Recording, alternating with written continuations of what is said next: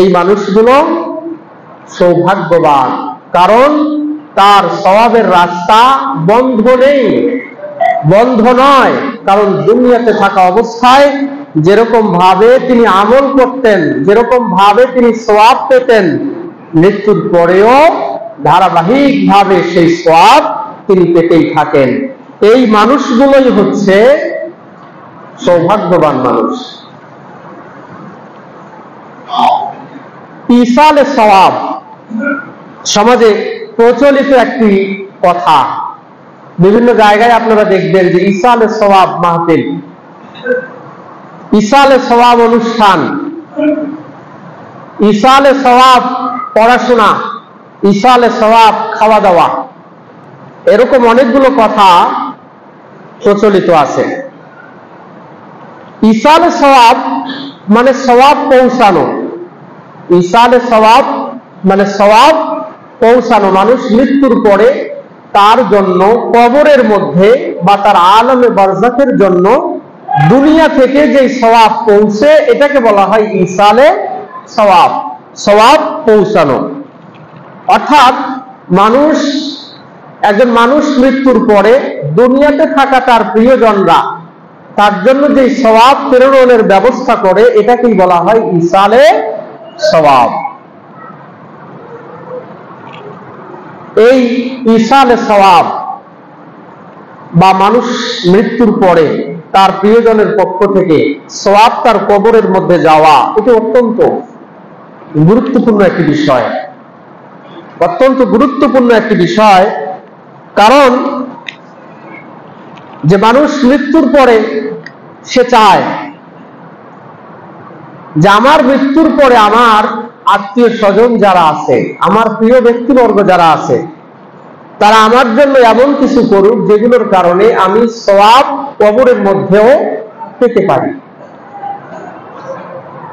আবার আমরা যারা আমাদের প্রিয়জনকে হারিয়ে ফেলি, আমাদের বাবা, আমাদের মা, আমাদের আত্মীয় স্বজন, আমাদের সন্তান যারা পৃথিবী থেকে চলে যায়, আমরাও চাই যে আমাদের এই প্রিয়জনদেরকে আল্লাহ পাক রব্বুল আলামিন কবরের মধ্যে ক্ষমা করে দেন। চাই না আমরা চাই। তার মানে কবরে থাকা ব্যক্তিও চায় যে আমার কাছে কিছু আসুক।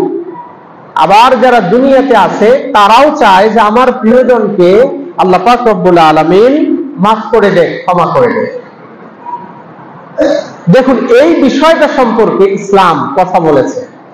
ইসলাম এমন কিছু পদ্ধতির কথা বলেছে যেই পদ্ধতিগুলো অবলম্বন করলে পরে একজন মানুষ কবরে থাকা অবস্থায়ও তার সওয়াব, তার প্রতিদান জারি থাকবে এবং হতে পারে এর বিনিময়ে আল্লাহ পাক রব্বুল আলামিন তাকে ক্ষমা করে দিবেন।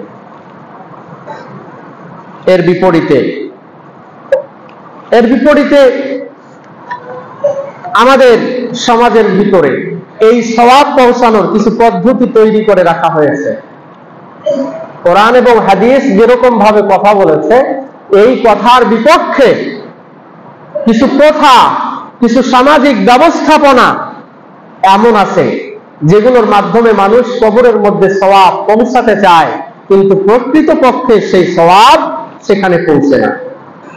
মানুষ মৃত্যুর পরে আমাদের সমাজের মধ্যে প্রচলিত আছে 3 দিন পরে একটা ভালো খাবার দিতে হবে, 7 দিন পরে একটা ভালো খাবার দিতে হবে, 10 দিন পরে একটা খাবার দিতে হবে, 40 দিন পরে একটা খাবার দিতে হবে, বাৎসরিক একটা খাবার দিতে হবে, 5 বছরে একবার খাবার দিতে হবে। এরকম সিস্টেম আছে না? না আছে। মানুষ এটাকেও সওয়াব মনে করে যে এগুলোর মাধ্যমে মনে হয় মৃত ব্যক্তির উপকার হয়, কিন্তু প্রকৃতপক্ষে এটি কোরআন এবং হাদিসের মধ্যে এর সম্মতি না থাকার কারণে শুধুমাত্র পারিবারিকভাবে আত্মীয় স্বজনের দিক থেকে এটি পেট পূজা হয়, এই মৃত ব্যক্তির কাছে সামান্য পরিমাণ সওয়াব পৌঁছে। কারণ বেদাতের মাধ্যমে আপনি যে আমল করবেন, যে ইবাদত করবেন, সেটি সওয়াবের পরিবর্তে কি হবে? গুনাহ হবে। কোরআন হাদিস এর সম্মতি প্রদান করে না, যার কারণে এটি কোনোভাবেই আমাদের করা উচিত হবে না। শুধু খাওয়া দাওয়াই নয়, বরং মানুষ আজকে ধোঁকায় পড়ে আছে। একজন মানুষ মৃত্যুবরণ করার পরে মসজিদের ইমাম সাহেব, মসজিদের মুয়াজ্জিন সাহেব, খতিব সাহেব হাফিজিয়া মাদ্রাসা থেকে কিছু তালিবুল ইলমকে নিয়ে আসার পরে কোরআনুল কারীমের ছোট্ট ছোট্ট পারাগুলো হাতে ধরিয়ে দিয়ে কোরআনুল কারীম তেলাওয়াতের ব্যবস্থা করা হয়। মনে করা হয় এই সওয়াবটা এরা যদি এই নিয়তে করে যে এই কোরআনুল কারীম তেলাওয়াতের যে সওয়াব, সেই সওয়াবটা মৃত ব্যক্তির কবরের মধ্যে পৌঁছাবে। কিন্তু প্রকৃতপক্ষে এই কোরআনুল কারীম বিভিন্ন মানুষের মাধ্যমে তেলাওয়াত করার মাধ্যমে একজন মানুষের কবরের মধ্যে সওয়াব পৌঁছানো, এটি কোনোভাবেই সুযোগ তৈরি হয় না। কেন? আপনি সাধারণভাবেই খেয়াল করুন, যেই মানুষটা নিজে জীবনে কোরআনুল কারীম তেলাওয়াত করে নাই, যেই মানুষটা কোরআন জানে না, যেই মানুষটা কোরআনুল কারীমের উপরে আমল করে নাই, সারা জীবন কোরআনের বিরোধিতা করছে, নিজে কোরআনের উপরে আমল করতে চায় নাই, নিজের উপকার নিজেই করতে পারে নাই, সেই মানুষটার যদি অন্য কোনো মানুষ কোরআনের মাধ্যমে উপকার করতে চায়, তাহলে কি সেটি সম্ভব? সম্ভব না। কারণ কোরআনের সাথে আপনার সম্পর্ক তৈরির মাধ্যমে আপনি নিজেকে উপকৃত করতে পারেননি। সুতরাং আপনার মৃত্যুর পরেও অন্য কোনো মানুষ যদি কোরআনুল কারীম তেলাওয়াত করে আপনার উপকার করতে চায়, সেটিও কোনোভাবে সম্ভব হবে না। প্রিয় উপস্থিতি,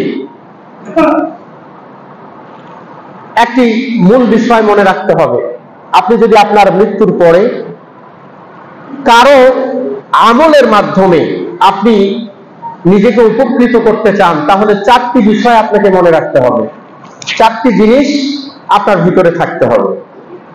এই চারটি জিনিস যদি থাকে, তাহলে আপনার পরিবার কিংবা আপনার আত্মীয় স্বজন যদি আপনার মৃত্যুর পরে আপনার জন্য সওয়াব পৌঁছাতে চায়, তাহলে সেটি সম্ভব হবে। নাম্বার 1, আমল।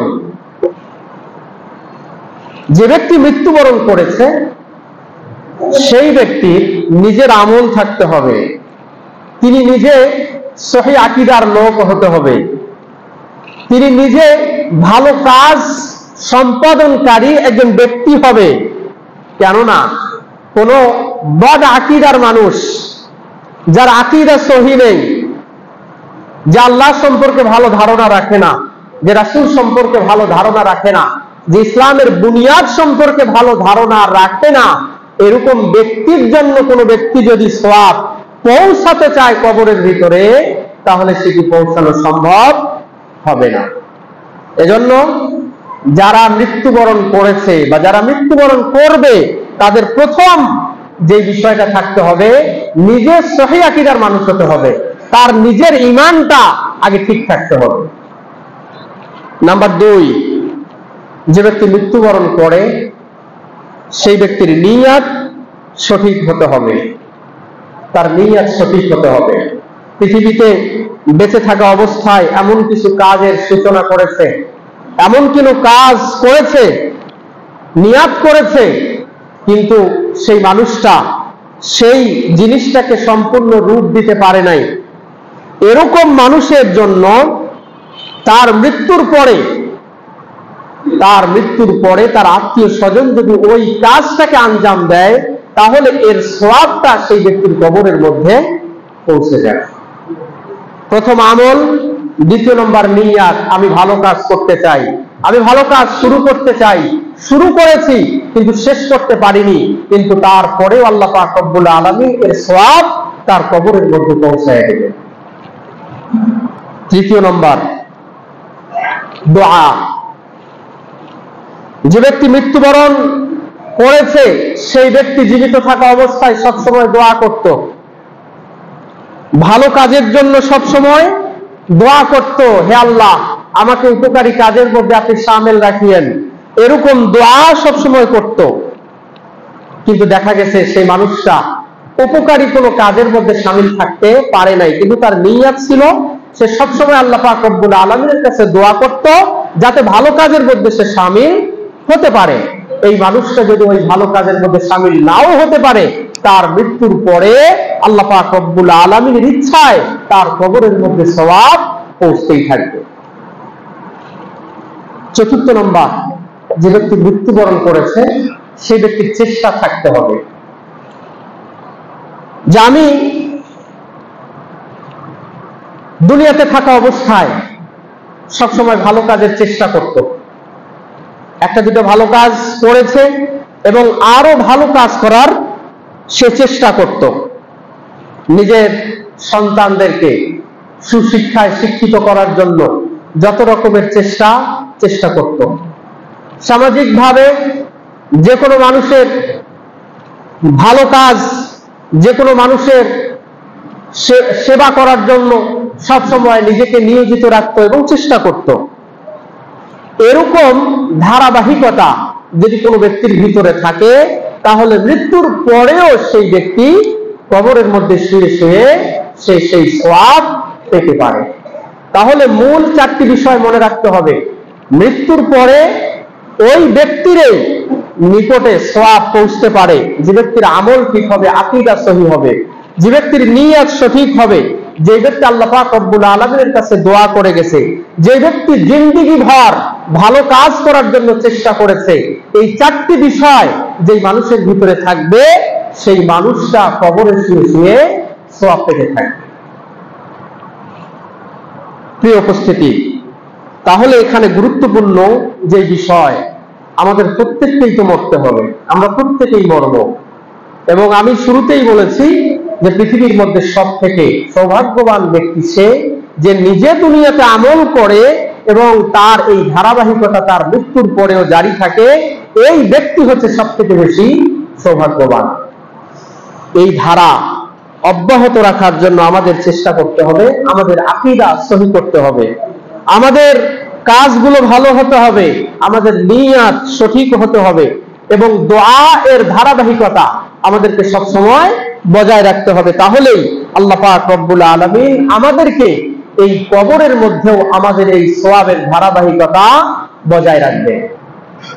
আল্লাহ পাক রব্বুল আলামিন সূরা নাজম আয়াত নম্বর 39 থেকে 42 নম্বর আয়াতের মধ্যে তিনি উল্লেখ করেছেন, যে আয়াতটি আমি আজকের খুতবার মধ্যে তেলাওয়াত করেছি। আল্লাহ বলছেন, ওয়া আন্না ওয়া আল্লাইসা লিল ইনসানি ইল্লা মা সাআ, আর মানুষ যা চেষ্টা করে তারই প্রতিফল পাবে। মানুষ যা চেষ্টা করে, দুনিয়াতে আমরা যেই চেষ্টা করেছি মৃত্যুর পরেও সেই চেষ্টার ফলাফল আমরা পাব। ভালো কাজের চেষ্টা করলে ভালো, খারাপ কাজের চেষ্টা করলে খারাপ। ওয়া আল্লাইসা লিল ইনসানি ইল্লা মা সাআ, আর মানুষ যা চেষ্টা করে সেই চেষ্টার প্রতিফলই আল্লাহ পাক রব্বুল আলামিন দান করেন। ওয়া আন্না সা'য়াহু সাওফা ইউরা, আল্লাহ বলেছেন আর এই চেষ্টার প্রতিফল অচিরেই প্রকাশিত হবে, মানুষদেরকে দেখানো হবে দুনিয়াতে সে কোন পথে চেষ্টা করেছে, ভালো পথে নাকি খারাপ পথে। এটি প্রকাশিত হবে কিয়ামতের ময়দানে, বড় স্পিডে আল্লাহ পাক রব্বুল আলামিন প্রকাশিত করবেন।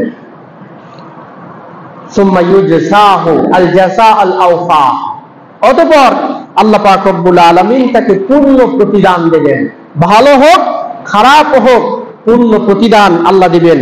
ওয়া আন্না ইলা রাব্বিকাল মুনতাহা, এবং সর্বশেষ প্রত্যাবর্তন করতে হবে, ফিরে যেতে হবে কার কাছে? আল্লাহ সুবহানাহু ওয়া তাআলার কাছে। এই আয়াতে আল্লাহ পাক রব্বুল আলামিন বলেছেন চেষ্টা করলে সেই চেষ্টার প্রতিফল আল্লাহ পাক রব্বুল আলামিন প্রদান করবে। প্রিয় উপস্থিতি, আলোচ্য বিষয় মৃত ব্যক্তির কাছে সওয়াব পৌঁছানোর 10টি উপায়। প্রথম নম্বর যে উপায় মৃত ব্যক্তির কাছে সওয়াব পৌঁছানোর, সেটি হচ্ছে মৃত ব্যক্তির পক্ষ থেকে তার ঋণকে পরিশোধ করা।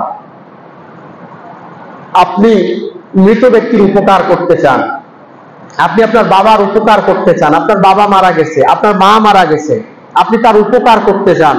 উপকারের জন্য প্রথম যে বিষয়টা আপনার করতে হবে সেটি হচ্ছে তার ঋণকে আপনি পরিশোধ করে দেবেন। রাসূল সাল্লাল্লাহু আলাইহি ওয়াসাল্লাম তার কয়েকটা বর্ণনা থেকে এরকম ভাবে স্পষ্ট হয় যে কোন ব্যক্তি যদি তার ঋণ রেখে মৃত্যুবরণ করে তাহলে তার পরকালীন জীবনে ক্ষমা পাওয়ার পথে বাধা হয়ে দাঁড়ায়। আপনার বাবার ঋণ আছে, আপনার ঋণ আছে, আপনার মায়ের ঋণ আছে, আপনার ঋণ আছে, আপনার বাবা, আপনার মা, কিংবা আপনি ইন্তেকাল করেছেন, আপনার এই পথের বাধা হচ্ছে এই ঋণ। ক্ষমা পাওয়ার পথে বাধা হচ্ছে ঋণ। নবীজি সাল্লাল্লাহু আলাইহি ওয়াসাল্লাম যাদের ঋণ থাকতো তাদের জানাজা পড়াতেন না যতক্ষণ পর্যন্ত না সেটি সমাধান হতো।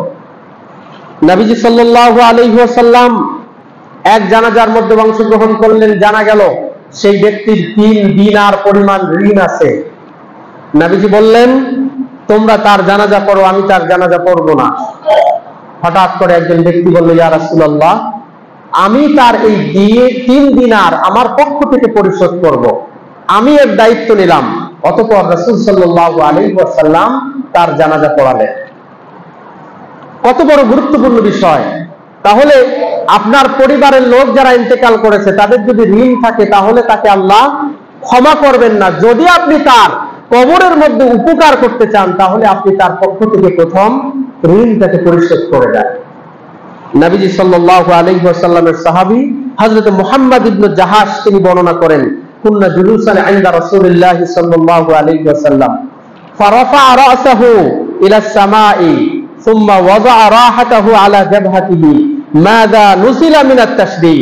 আল্লাহর নবী সাল্লাল্লাহু আলাইহি ওয়াসাল্লাম একদিন বসা ছিলেন। বসা থাকা অবস্থায় আল্লাহ রাসূল তার মাথাটাকে উপরের দিকে তুললেন। তোলার পরে তিনি তার হাতটাকে কপালের মধ্যে রাখলেন।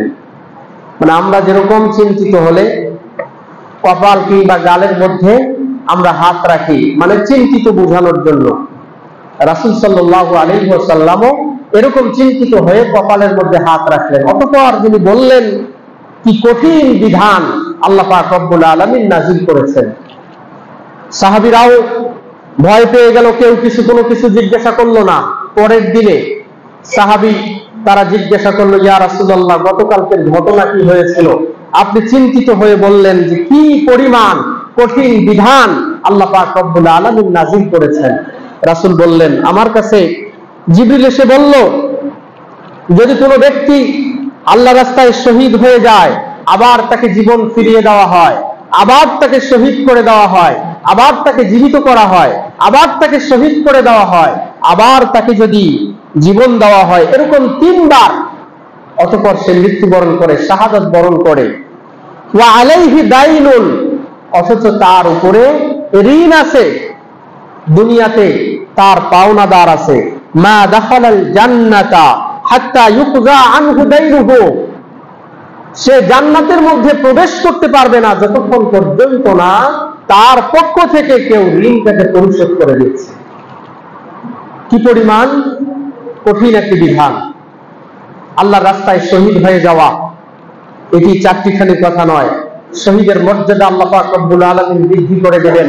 অসংখ্য হাদিস আছে, কিন্তু এত কিছুর পরেও আল্লাহ পাক রব্বুল আলামিন তাকে ক্ষমা করবেন না, জান্নাতের মধ্যে প্রবেশ করাবেন না যতক্ষণ পর্যন্ত না তার পক্ষ থেকে এই ঋণকে পরিশোধ করে দেওয়া হয়।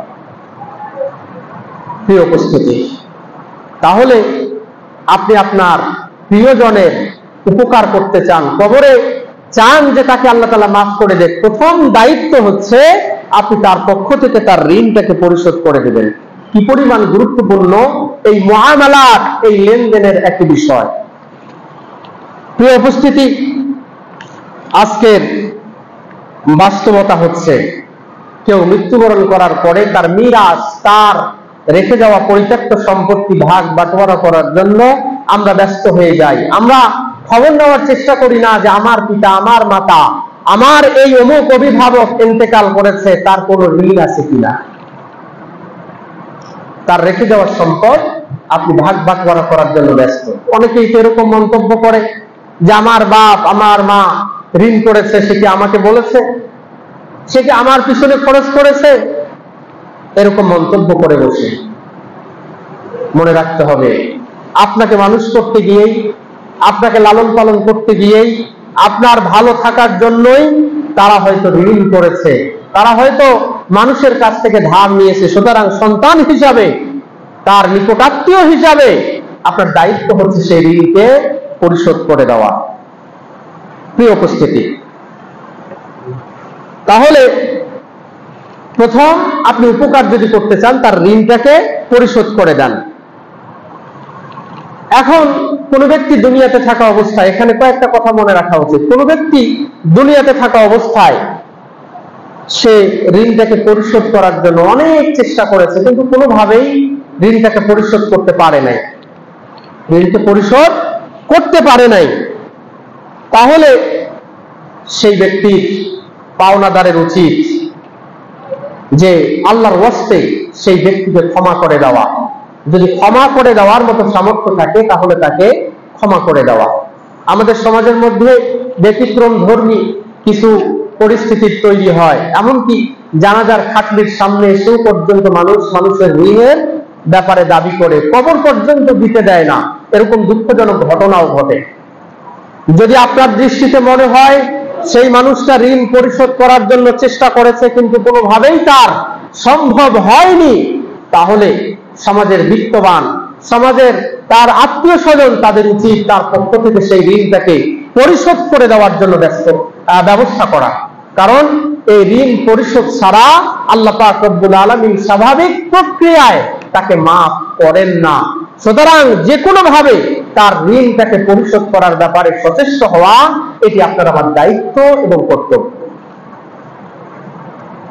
প্রিয় উপস্থিতি, কোন ব্যক্তি যদি এটিকে ক্ষমা না করে, কোন ব্যক্তি যদি ক্ষমা করে না দেয়, কোনোভাবেই যদি তার আত্মীয় স্বজন এটিকে পরিশোধ না করে, কিন্তু মৃত ব্যক্তি তার নিয়ত ছিল যে আমি এটিকে যেভাবেই হোক পরিশোধ করব, কিন্তু আল্লাহ পাক রব্বুল আলামিন তার মৃত্যু দান করেছেন, এই ঋণটাকে পরিশোধ করতে পারেননি। প্রবল নিয়ত থাকার পরেও সে পারেনি। আশা করা যায় আল্লাহ পাক রব্বুল আলামিন তার সাথে সহজ আচরণ করবেন যদি তার পূর্ণ নিয়ত থাকে যে আমি তার ঋণটাকে পরিশোধ করব, কিন্তু পারেনি, সামাজিক ভাবেও ব্যবস্থা হয়নি, আত্মীয় স্বজন পরিশোধ করেনি। আমরা আশা করতে পারি আল্লাহ পাক রব্বুল আলামিনের ব্যাপারে ভালো ধারণা রাখতে পারি যে আল্লাহ পাক রব্বুল আলামিন এমন কোন ব্যবস্থা করবেন যে এই ব্যবস্থার মাধ্যমে সেই মানুষটার ঋণকে পরিশোধ করে দিবেন। সম্মানিত উপস্থিতি, এই আলোচনার মাধ্যমে আমরা বুঝালাম যে আপনি আপনার প্রিয়জনের উপকার যদি কবরের মধ্যে করতে চান, সর্বপ্রথম আপনার দায়িত্ব হচ্ছে তার ঋণটাকে আপনি পরিশোধ করে দেন। দ্বিতীয় নম্বর, মৃত ব্যক্তির উপকার করতে চাইলে আপনি মৃত ব্যক্তির ওসিয়ত পূর্ণ করুন। প্রত্যেকটা মানুষের উচিত পৃথিবীতে থাকা অবস্থায় তার আত্মীয় স্বজন, তার নিজের লোকজনকে ওসিয়ত করে যাওয়া।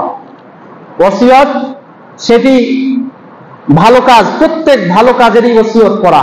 নিজের সন্তানকে বলে গেলেন, বাবা আমার মৃত্যুর পরে তুমি কোনোদিন 5 ওয়াক্ত সালাত ছেড়ো না, বাবা আমার মৃত্যুর পরে তোমার উপরে যদি হজ ফরজ হয় তাহলে তুমি হজকে বাদ দিও না, বাবা আমার মৃত্যুর পরে আমার যে কন্যা সন্তান আছে সেই কন্যা সন্তানের খোঁজ খবর রাখো, বাবা আমার মৃত্যুর পরে আমার যে আত্মীয় স্বজন আছে সেই আত্মীয় স্বজনের ব্যাপারে তুমি সজাগ থাকিও। এই ধরনের ওসিয়ত প্রত্যেক ব্যক্তির এই করা উচিত। প্রত্যেক ব্যক্তি এই ধরনের ওসিয়ত করবে, এটা গুরুত্বপূর্ণ একটি বিষয়। পাশাপাশি আল্লাহ পাক রব্বুল আলামিন আপনাকে সম্পদ দিয়েছে, আপনি আপনার সন্তানকে বলে গেলেন, আমার মৃত্যুর পরে বাবা আমার এই ওসিয়তটা তুমি পূরণ করো যে অমুক মসজিদের ভিতরে তুমি 10,000 টাকা দিও, অমুক মাদ্রাসার জন্য তুমি টাকা দিও, প্রতি মাসে পারলে একজন ছাত্রের তুমি খরচ চালাইও যার মাধ্যমে সে পড়াশোনা করবে, তোমার বাড়িতে একজন ছাত্রের খাবার বা একজন ইমাম, একজন মুয়াজ্জিন তার খাবারের ব্যবস্থা যাতে হয়, এই ধরনের যাবতীয় ওসিয়ত আপনি করতে পারেন। এখানে আরেকটি বিষয়, তার ওসিয়ত যদি অনেকগুলো হয়, তার মধ্য থেকে তার যতগুলো সম্পদ আছে এই সম্পদের মধ্য থেকে 3 ভাগের 1 ভাগ দিয়ে যদি ওসিয়ত পূর্ণ করা সম্ভব হয় তাহলেই কেবল করবে।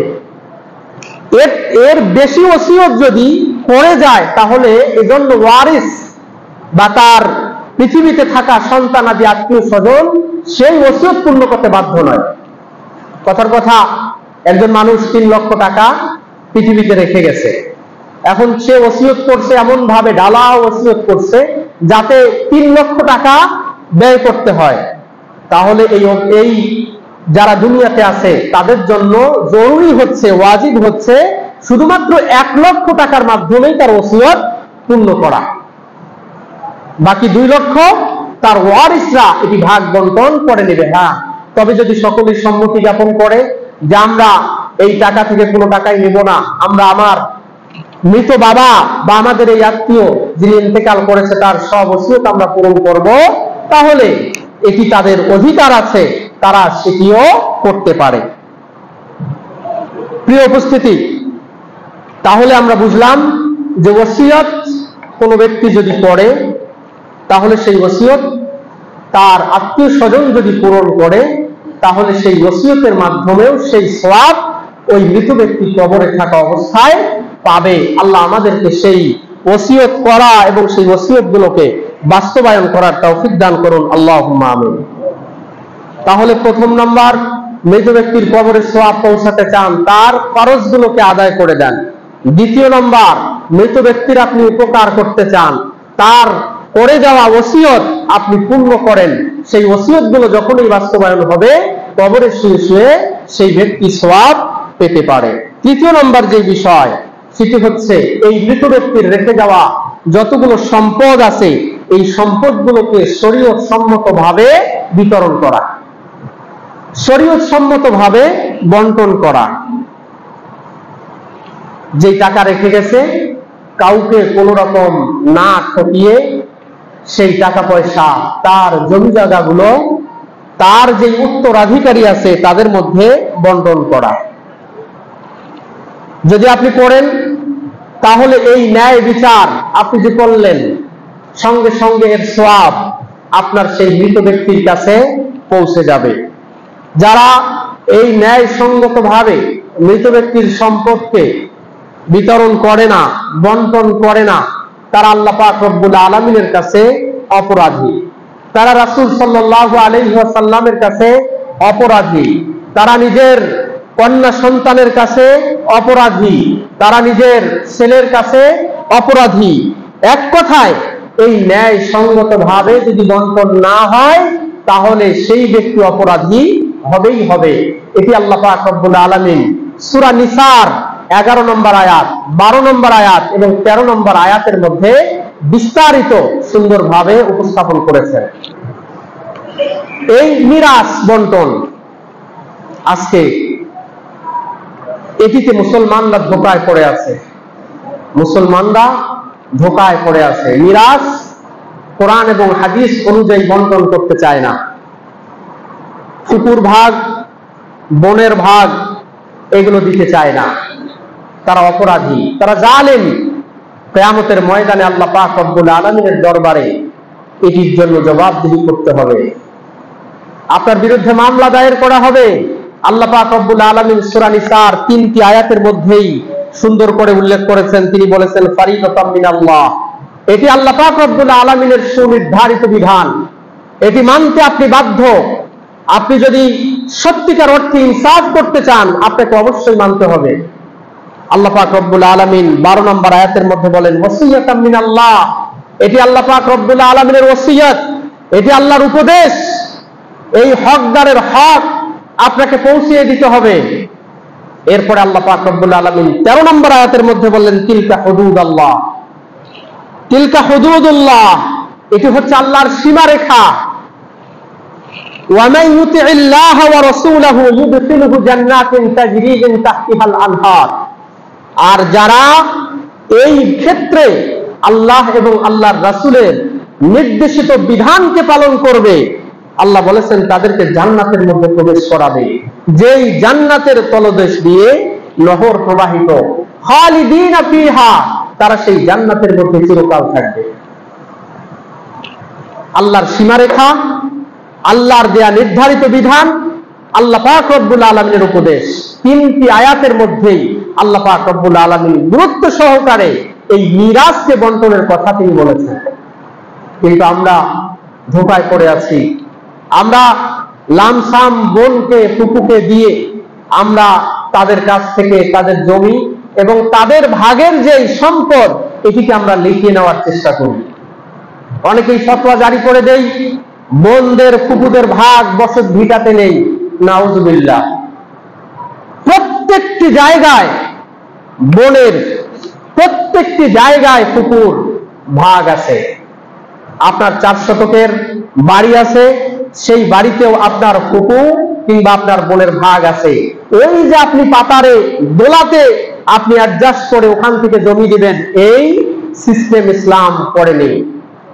আর এরকম কোন পদ্ধতি যদি পিতা জীবিত থাকা অবস্থায় পড়ে যায় তাহলে কিয়ামতের ময়দানে এই কন্যা সন্তান পিতার বিরুদ্ধে মামলা দায়ের করবে।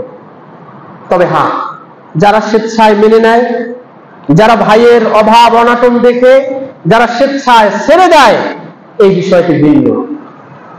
কিন্তু যদি কেউ না ছাড়ে তাহলে আপনি দিতে বাধ্য।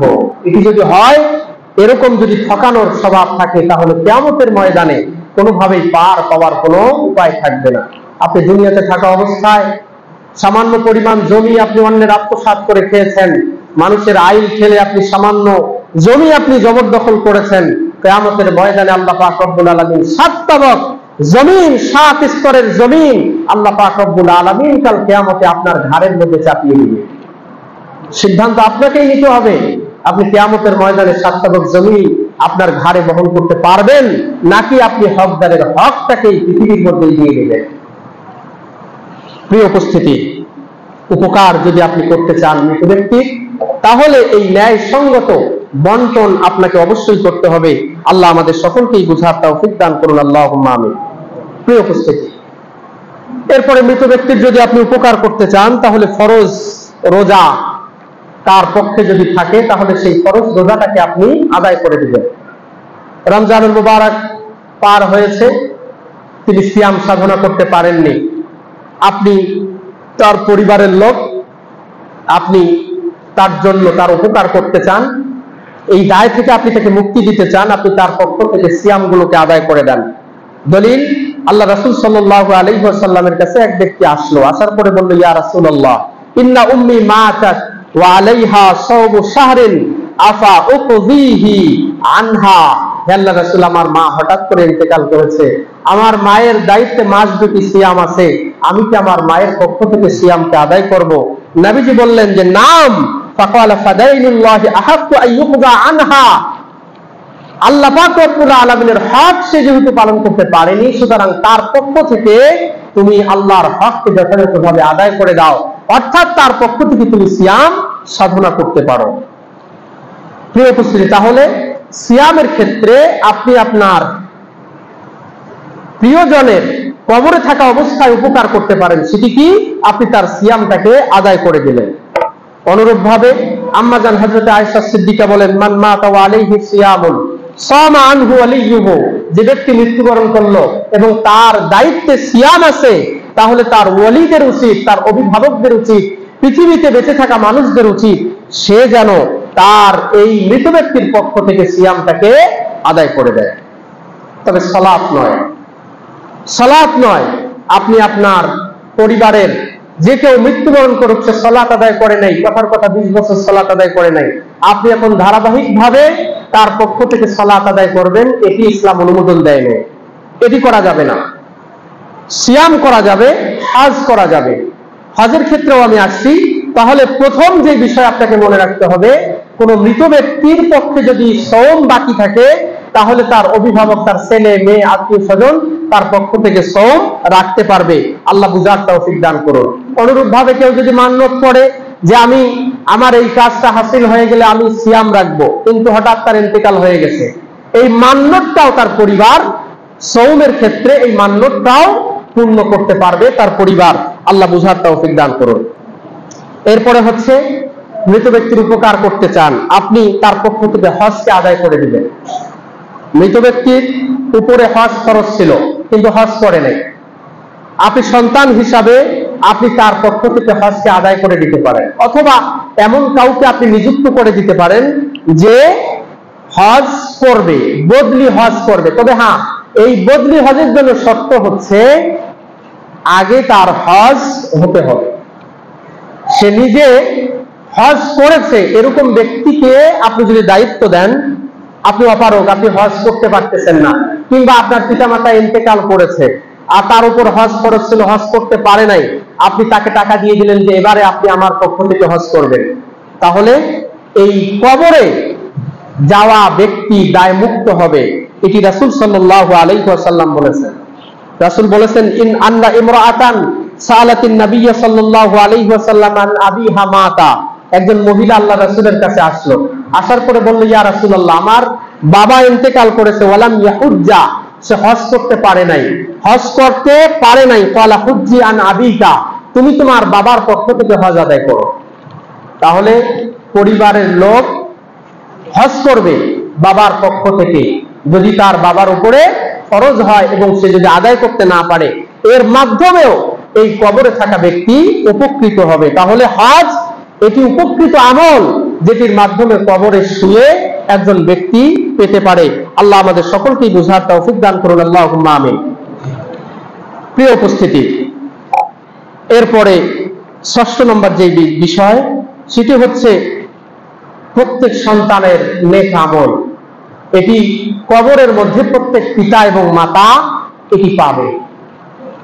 কবরের মধ্যে যদি আপনি আমি সওয়াব পেতে চাই, তাহলে আপনার আমার সন্তানের নেক আমল হতে হবে। আপনার আমার সন্তান ভালো কাজ করবে, আপনার ছেলে হোক মেয়ে হোক, সে যদি ভালো কাজ করে আপনি কবরে শুয়ে পাবেন।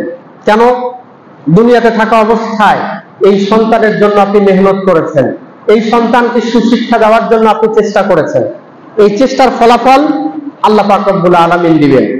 নবীজির যুগের ঘটনা, এক ব্যক্তি এসে বলল, ইয়া রাসূলুল্লাহ, আমার পিতামাতা বুড়া হয়ে গেছে, তারা এখন আমার সম্পদের উপরে নির্ভরশীল, তারা উপার্জন করতে পারে না, আমার সম্পদের উপরেই তারা নির্ভরশীল।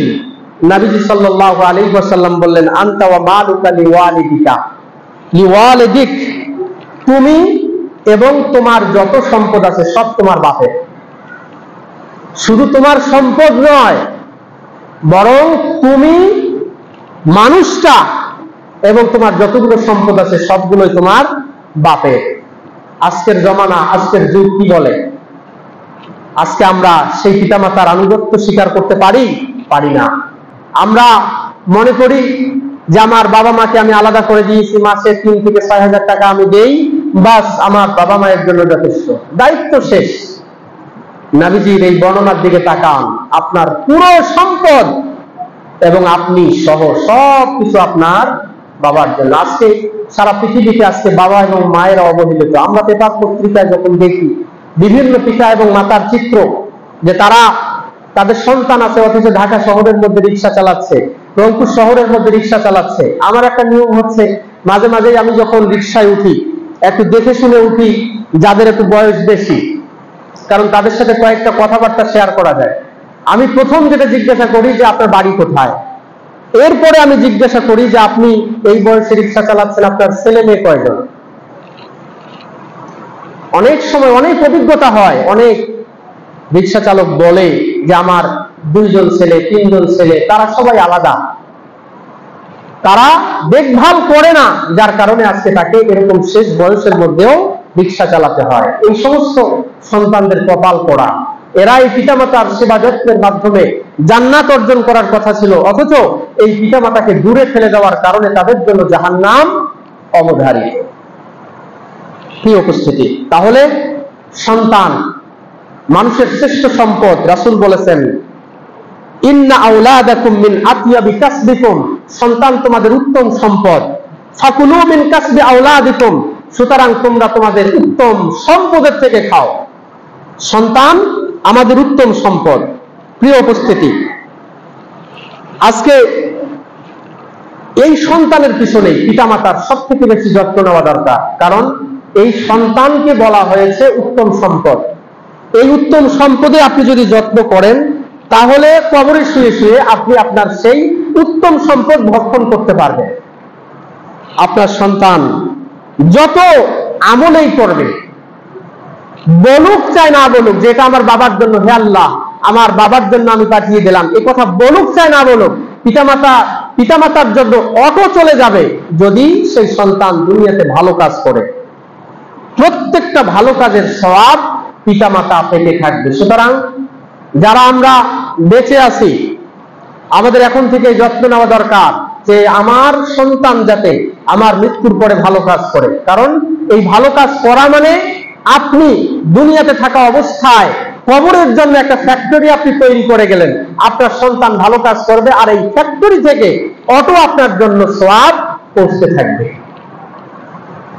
যারা দুনিয়াতে জীবিত আছি, সন্তান আছে, এখন আপনি মৃত্যুবরণ করেন নাই, আপনার সন্তান ভালো কাজ করে, আপনার মরার দরকার নাই, দুনিয়াতে থাকা অবস্থায় আপনার সন্তানের ভালো কাজগুলোর একটা অংশ আপনি পাইতেই থাকতেছেন, আপনি পাচ্ছেন। প্রিয় উপস্থিতি, সুতরাং সেই সন্তানের জন্য আমাদের চেষ্টা প্রচেষ্টা আমাদের অব্যাহত রাখা দরকার। অত্যন্ত দুঃখজনক, আমরা আমাদের সন্তানদের ব্যাপারে এমন ভাবে পরিশ্রম করি যেই সন্তানকে আমরা আমাদের আমলের ফ্যাক্টরি বানাতে পারি না। এমনকি আপনার মৃত্যুর পরে আপনার জন্য যেই জানাজার সালাতের দোয়াটা করবে, সেই দোয়াটা পর্যন্ত সে বলতে পারে না। সেই সন্তান দিয়ে আপনার উপকার হবে না, সেই সন্তানের মাধ্যমে আপনার আমার পরকালীন জীবনে উন্নতি লাভ হবে না। আল্লাহ আমাদের সকলকেই বোঝার তৌফিক দান করুন, সকলেই বলে আল্লাহুম্মা আমিন। প্রিয় উপস্থিতি, দুনিয়াতে থাকা অবস্থায় প্রত্যেকেরই এই সওয়াবের একটা ফ্যাক্টরি তৈরি করে যেতে হবে। তারাই সৌভাগ্যবান যারা দুনিয়াতে থাকা অবস্থায় এরকম আমল জারি রাখার, কিয়ামত পর্যন্ত জারি রাখার একটা ধারাবাহিকতা রেখে যেতে পারবে। তারাই কবরের মধ্যে সফল কাম হবে, তারাই মুক্তি পাবে, তাদের এই মর্যাদা কিয়ামতের ময়দানে বৃদ্ধি পাবে। প্রিয় উপস্থিতি, আপনি এরপরে মৃত ব্যক্তির যে জিনিসের মাধ্যমে আপনি উপকার করতে পারবেন সেটি হচ্ছে সাদাকায়ে জারিয়া, প্রবাহমান সাদাকা, সাদকা, দান। এই দানের মাধ্যমে আপনি কবরের মধ্যে শুয়ে শুয়ে আপনি আপনার পরকালীন জীবনের আমল, পরকালীন জীবনের সওয়াব আপনি বৃদ্ধি করতে পারেন। যেরকম কোন ব্যক্তি মরার পূর্বে কোন মসজিদকে নির্মাণ করে গেছে, কোন মাদ্রাসাকে নির্মাণ করে গেছে, কোন হাফেজ, কোন আলেম তাদের বেতন পরিশোধ করে গেছে, এরপরে হচ্ছে কোন ছাত্রের দায়িত্ব নিয়েছে, কোন কূপ কিংবা কোন টিউবওয়েল সমাজের মানুষের জন্য খুঁড়ে গেছে, রেখে গেছে, এই বিষয়গুলো, এগুলো হচ্ছে সাদাকায়ে জারিয়া। পৃথিবীর ইতিহাসে ভালো কাজেরও সাদাকা হতে পারে, ভালো কাজও প্রবাহমান হতে পারে এবং খারাপ কাজও প্রবাহমান হতে পারে। পৃথিবীতে এরকম অনেক মানুষ আছে যারা পৃথিবীতে ভালো কাজের মাধ্যমে তারা সারা জীবনের জন্য, কিয়ামত পর্যন্ত তাদের জীবনের জন্য তারা পুঁজি রেখে গেছে। আপনি খেয়াল করুন, যারা উপকারী জ্ঞানকে প্রচার করেছে, জ্ঞান যারা প্রচার করেছে, আলেম, শিক্ষক, দায়ী, লেখক এবং প্রচার প্রসারক, এই সমস্ত ব্যক্তিকে তৈরি করে যেতে পেরেছে। এই মানুষগুলো যত রকমের দাওয়াত দিবে, এই দাওয়াতের একটি অংশ ওই ব্যক্তির আমলনামার মধ্যে জমা হতে থাকবে। আজকে আপনি মসজিদের মধ্যে দান করতেছেন, এই মসজিদ থেকে ইমাম, মুয়াজ্জিন এবং আরো অন্যান্য দায়িত্বশীলদের বেতনকে পরিশোধ করা হচ্ছে, এটি আপনার জন্য সাদাকায়ে জারিয়া। এই ইমাম যতদিন পর্যন্ত এই ইলমকে প্রচার এবং প্রসার করবে, একটা অংশ আপনার ভাগের মধ্যে যাবে, আপনার ভাগের মধ্যে যাবে, আপনি পাবেন। এটি রাসূল সাল্লাল্লাহু আলাইহি ওয়াসাল্লামের দেওয়া কথা। আপনি একটি সমাজের মধ্যে ঈমানী পরিবেশ সৃষ্টি করে গেলেন, এর ফলাফল যতগুলো মানুষ ভোগ করবে ততগুলো মানুষের সওয়াবের ভাগীদার হবে, আপনি ভাগ পাবেন। মাদ্রাসা একটা নির্মাণ হয়ে গেছে আপনাদের সমাজের মধ্যে, এই মাদ্রাসা থেকে যতগুলো আলেম তৈরি হবে, যতগুলো ছাত্র বের হবে, সমস্ত ছাত্রের যে আমল নামা, এর একটা অংশ আপনার আমল নামার মধ্যে জমা হতে থাকবে। সওয়াব, সন্তানকে যদি আপনি দিনদার বানাতে পারেন, সন্তান যতগুলো আমল করবে কবরে শুয়ে শুয়ে আপনি পাবেন। মানব সেবার যতগুলো কাজ আছে, এই কাজগুলো যদি আপনি করেন তাহলে আপনার কবরে শুয়ে শুয়ে আপনি পাবেন।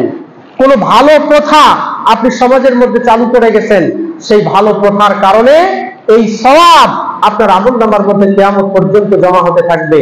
কারণ রাসূল বলেছেন, মান সান্না ফিল ইসলামি সুন্নাতান হাসানাতান ফালাহু আজরুহা ওয়া আজরু মান আমিলা বিহা বাদাহু। কোন ব্যক্তি যদি কোনো ভালো প্রথা সমাজের মধ্যে চালু করে যায়, সেই প্রথা যতদিন পর্যন্ত চলবে ততদিন পর্যন্ত এই সওয়াব, ওই ভালো প্রথা যে আবিষ্কার করছে সেই আবিষ্কারকারী ব্যক্তির আমলনামার মধ্যে জমা হতে থাকবে। আপনি আপনার মসজিদের মধ্যে চালু করেছেন, প্রতি শুক্রবার অথবা অন্য যে কোনো দিন একজন আলেম বাইরে থেকে আসবে, আপনাদেরকে কোরআন এবং হাদিসের আলোচনা শোনাবে। সেই আলেম অথবা সেই বক্তা যখনই আসবে এবং সে তার যে খরচ আছে, সেই খরচ যদি কোনো ব্যক্তি দায়িত্ব নেয় যে আমি পরিশোধ করব, তাহলে এই সিস্টেম যতদিন চালু থাকবে, যতগুলো মানুষ উপকৃত হলো, সমস্ত মানুষ উপকৃত হওয়ার যে সওয়াব এই একটা মানুষের আমলনামার মধ্যে জমা হতে থাকবে। যতদিন এই সিস্টেম চলবে ততদিন পর্যন্ত এটি চালু থাকবে। প্রিয় ভাইরা, অনুরূপ ভাবে কোনো ব্যক্তি যদি খারাপ কাজের সাথে জড়িত হয়, খারাপ কাজের আবিষ্কার করে, এর সওয়াব, এর যে প্রতিদান হয় এটি কিন্তু কবরে শুয়ে শুয়ে ওই ব্যক্তি পাবে। দেখুন আমাদের সামাজিক ভাবে কোন কোন জিনিসের আবিষ্কার হয়েছে, যেরকম মনে করেন সুদভিত্তিক অর্থনীতি। এই সুদভিত্তিক অর্থনীতি বাংলাদেশ সহ সারা পৃথিবীর মধ্যে যেই চালু করেছে, এর একটা অংশ কিন্তু সারা জীবন সে কবরে শুয়ে শুয়ে পাবে। বর্তমানে মনে করেন যে ব্যাংকিং সেবা, মানে সুদ ছাড়া কোনোভাবেই সম্ভব নয়, এই সিস্টেমটা যারা চালু করছে সে একটা পাপের ফ্যাক্টরি তৈরি করে গেছে পৃথিবীতে। এখন যতজন এই ব্যাংকের সাথে জড়িত হবে, সুদভিত্তিক ব্যাংকের সাথে জড়িত হবে, এর একটা অংশ ওই আবিষ্কারকের আমলনামার মধ্যে জমা হতেই থাকবে। যেরকম ভাবে হযরত আদম আলাইহিস সালামের সন্তান কাবিল সর্বপ্রথম এই পৃথিবীতে হত্যাযজ্ঞ চালিয়েছিল, হত্যা করেছিল, এই পৃথিবীতে এখন যতদিন পর্যন্ত এই হত্যা হবে এর একটা অংশ ওই কাবিলের আমলনামার মধ্যে আল্লাহ পাক রব্বুল আলামিন লিপিবদ্ধ করবেন। অশ্লীলতা, বিনোদন শিল্প এই পৃথিবীতে সর্বপ্রথম যে ব্যক্তি আবিষ্কার করেছে এর একটা অংশ তার আমলনামার মধ্যে জমা হবে। যারা পর্দাহীনতাকে প্রমোট করে, যারা নোংরামি, গানের জগৎ, সিনেমা, নাচ গান কিংবা ইউটিউবে অশ্লীল কন্টেন্ট বানিয়ে যারা সমাজের মধ্যে প্রচার করে, মানুষ দেখে মানুষ পাপী হয়, মানুষ আল্লাহ পাক রব্বুল আলামিনকে ভুলে যায়, এই আবিষ্কারক যে সর্বপ্রথম তার আমলনামার মধ্যে একটা অংশ যাবে, কারণ সে আবিষ্কার করেছে। অনুরূপ ভাবে মিথ্যা প্রচার, বিভ্রান্ত মিডিয়া যারা আবিষ্কার করেছে, যতগুলো মিথ্যা বিভ্রান্ত এই সমাজের মধ্যে মানুষকে করা হবে তার একটা অংশ তার আমলনামার মধ্যে যাবে। দুর্নীতি, ঘুষ এগুলোর প্রচার এবং প্রসার, এগুলোর প্রচলন সর্বপ্রথম যারা করেছে তার আমলনামার মধ্যে এই বিষয়গুলো যাবে। অনুরূপ ভাবে যারা ধর্মবিদ্বেষ, নাস্তিকতাকে প্রচার এবং প্রসার করে, তাদের প্রচার এবং প্রসারের কারণে যত মানুষ নাস্তিক হবে, ধর্মবিদ্বেষী হবে, এর একটা অংশ ওই সর্বপ্রথম যে এই কাজটা করেছে তার আমলনামার মধ্যে জমা হবে। অন্যায় সংগঠন, অন্যায় রাজনীতি, যেখানে অন্যায়ের রাজনীতি, ক্ষমতার লোভ, মিথ্যা প্রচার, চরিত্র হরণের মধ্য দিয়ে সংগঠন যেখানে চালানো হয়, ওখানে প্রত্যেক পিছনের ষড়যন্ত্র, মিথ্যা কথা এক একটা পাপের ফ্যাক্টরি।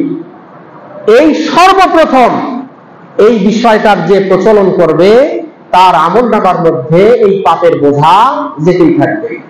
প্রিয় উপস্থিতি, বলতে চাচ্ছিলাম যে ভালো কাজ যেরকম ভাবে মানুষের কবরের মধ্যে পৌঁছে, অনুরূপ ভাবে খারাপ কাজও মানুষের কবরের মধ্যে পৌঁছে। সুতরাং আপনি আপনার সমাজের মধ্যে কল্যাণের বীজ বপন করবেন নাকি পাপের বীজ বপন করবেন, সিদ্ধান্ত আপনার। আপনি কবরে শুয়ে শুয়ে আপনি সওয়াবের ভাগীদার হবেন নাকি আপনি কবরে শুয়ে শুয়ে পাপের বোঝাকে বহন করবেন, সিদ্ধান্ত আপনার। কারণ জীবনটা আপনার, পাপের শাস্তিও ভোগ করতে হবে আপনাকেই। আল্লাহ পাক রব্বুল আলামিন আমাদের সকলকেই বোঝার তৌফিক দান করুন, আল্লাহুম্মা আমিন। প্রিয় উপস্থিতি, 9 নম্বর যে বিষয়, কবরে আপনি আপনার পিতামাতার, আপনার আত্মীয় স্বজনের সওয়াব আপনি পৌঁছাতে পারেন নেক সন্তানের দোয়া। কোন সন্তান যদি দোয়া করে তাহলে সেটি কবরের মধ্যে মানুষের পৌঁছে যায়। রব্বির হামহুমা কামা রাব্বায়ানি সগীরা, এই দোয়া আমরা করব। পিতামাতার জন্য আরো অনেক দোয়া করব, আল্লাহ আমাদের তৌফিক দান করুন। 10 নম্বর যে আমল মৃত ব্যক্তির উপকার হয় সেটি হচ্ছে যে কোনো মানুষের জন্য দোয়া করা। আপনি যে কোনো মানুষের জন্য দোয়া করলেন, সেই দোয়াটা সে তো পাবেই, সেই দোয়াটা তার আগে আপনার জন্য আল্লাহ পাক রব্বুল আলামিন কবুল করবেন। কোরআনের মধ্যে আল্লাহ বলেছেন, ওয়াল্লাযীনা জাউ মিন বা'দিহিম ইয়াকুলুনা রাব্বানা ইগফির লানা ওয়া লিইখওয়ানিনা আল্লাযীনা সাবাকুনা বিল ঈমান ওয়া লা তাজআল ফি কুলুবিনা গিল্লাল লিল্লাযীনা আমানু রাব্বানা ইন্নাকা রাউফুর রাহিম। সাহাবায়ে কেরামদের পরে এমন এক যুগের মানুষ আসবে, যেই মানুষগুলো বলে, হে আল্লাহ, আমাদেরকে আপনি মাফ করে দেন, আমাদের ভাইদেরকে আপনি মাফ করে দেন, এবং আমাদের পূর্বে যারা ঈমান নিয়ে চলে গেছে তাদেরকে আপনি মাফ করে দেন, তাদের ব্যাপারে আমাদের অন্তরের মধ্যে বিদ্বেষ রাখবেন না, তাদেরকে আপনি ক্ষমা করে দেন। ইন্নাকা রাউফুর রাহিম, নিশ্চয়ই আপনি দয়ালু এবং আপনি রহমওয়ালা। এই সমস্ত দোয়া যারা করবে মানুষের জন্য, ওই মানুষ পাওয়ার আগে আপনার জন্য আল্লাহ পাক রব্বুল আলামিন কবুল করে নেবে। সুতরাং আমাদের প্রত্যেকেরই উচিত আমরা অপরের জন্য দোয়া করব, এবং নিজের জন্য আল্লাহর কাছে দোয়া কবুল করে নেওয়ার জন্য একটা শর্ত হচ্ছে, বা একটা কৌশল হচ্ছে, যে আপনি ওই দোয়াটা আপনি অন্যের জন্য করেন, তাহলে আল্লাহ পাক রব্বুল আলামিন আপনার জন্য সেই দোয়াটাকে কবুল করবেন। পরের জন্য যদি আপনি কোনো কিছু করেন, তাহলে সেটি নিজের জন্যই করা হয়। আপনি মনে করেন যে আমি অমুকের জন্য কাজটা করলাম, আসলে আপনি তার জন্য করেন নাই, বরং আপনি নিজের জন্য করেছেন। পরের জন্য করলে কিছু নিজের জন্য করা হয়, আল্লাহ তাআলার তরফ থেকে যায় পাওয়া তার বিনিময়। এই সূত্রকে সামনে নিয়ে আমরা প্রত্যেকের জন্য দোয়া করব। আমাদের ভিতরে এই চরিত্র আসবে, আমার এক মুমিন ভাইয়ের জন্য আমি দোয়া করব, আল্লাহ সেই দোয়া আমার জন্য কবুল করবে। কারো জন্য কোনো রকমের বিদ্বেষ নেই, কারো জন্য কোনো রকমের বিদ্বেষ আমাদের অন্তরের ভিতরে থাকা যাবে না। আসুন আমরা সকলের জন্য দোয়া করি। আল্লাহ পাক রব্বুল আলামিন আমাদের সকলকেই ক্ষমা করে দিন। আল্লাহুম্মা আমিন। বারাকাল্লাহু লানা ওয়া লাকুম ফিল কুরআনিল আযীম ওয়া নাফা'নি ওয়া ইয়্যাকুম বিল আয়াতি ওয়াজ যিকরিল হাকীম। আকুলু কাওলি হাযা আস্তাগফিরুল্লাহ লি ওয়া লাকুম ওয়া লিসাইরিল মুসলিমিন। আলহামদুলিল্লাহ।